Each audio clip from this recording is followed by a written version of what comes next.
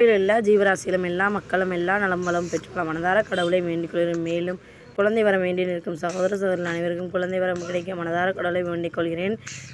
மகாபாரதம் நம்ம எல்லாமே கேள்விப்பட்ட ஒரு புராணம் மகாபாரதம்.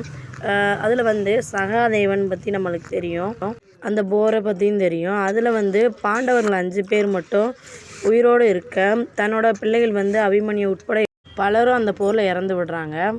அதில் அபிமன்யோட மனைவி உத்தரையன் வயிற்றில் இருக்கும் குழந்தையை அழிக்க அம்பு எய்கிறாரு அஸ்வத்தாமன். அம்பியை வணங்கி தினமும் மந்திரத்தை சொல்லி வந்தால் உத்தரை.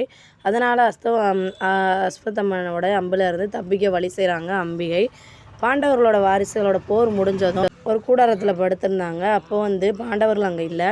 அந்த நேரத்தில் அஸ்வத்தாமன் கூடாரத்துக்குள்ளே புகுந்த பாண்டவர்கள் குழந்தையில வெட்டி கொண்டுட்டார். இப்படிப்பட்ட பாண்டவர்கள் 5 பேர் மட்டும் உயிரோடு இருக்க அழிந்து போக காரணம் சகாதேவன் பெற்ற வரந்தான் அப்படின்னு சொல்கிறாங்க.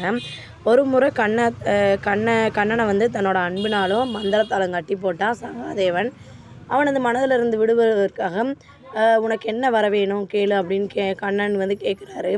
போரில் நீ எங்களுக்கு உதவியாக இருக்கணும், அது மட்டும் இல்லாமல் குந்தி புத்திரர்கள் 5 பேருமே இறக்கக்கூடாது அப்படின்ற வரம் கேட்குறாங்க. சகாதேவன் எல்லாம் அறிந்த கண்ணன் நன்றாக யோசிச்சு கேளு அப்படின்னு சொல்கிறாரு.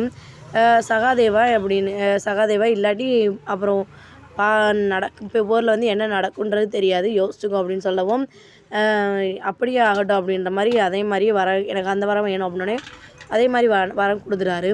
கர்ணன் தங்களுடைய அண்ணன் அப்படின்றது சகாதேவனுக்கு முன்னாடியே தெரியாது. தெரிஞ்சிருந்தால் கண்டிப்பாக கர்ணனை இறக்க விட்டுருக்க மாட்டாங்க. ஏன்னா குந்தி தேவியோட 5 புத்திரர்கள் இறக்கக்கூடாதுன்னா அப்போ கர்ணன் அதில் கிடையாது. அவர் இறந்தப்பறம் தான் தெரியுது குந்தி தேவியோட 6வது புத்திரன் கர்ணன் அப்படின்ற மாதிரி சொல்கிறாங்க. ஜோதிடத்தை கணிப்பதில் அதோட ஆராய்ஞ்சு சொல்கிறதுலையும் சகாதேவன் வல்லவன் சொல்கிறாங்க.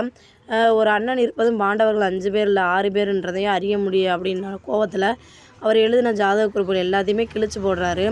அந்த குறிப்புகளை தேடி எடுக்கிறாங்க அவனோட சீடர்கள். இதனால தான் ஜோதிடம் பாதி பொய் பாதி மெய் அப்படின்றாங்க.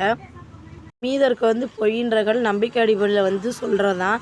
சகாதேவன் வாங்கிய வர பாண்டவர் உயிரோடு இருக்கணும் அப்படின்றது மட்டும்தான். ஆனால் தங்கள் பிள்ளையை உயிர் போகணும்னு அவர் நினச்சி கூட பார்த்துருக்க மாட்டார். தங்களுக்கே ஆபத்து வராத போது தங்கள் பிள்ளைக்கு எப்படி ஆபத்து வரும் அப்படின்னு நினச்சி கூட அவர் அந்த வாக்குறுதியை கேட்டாரோ என்னவோ.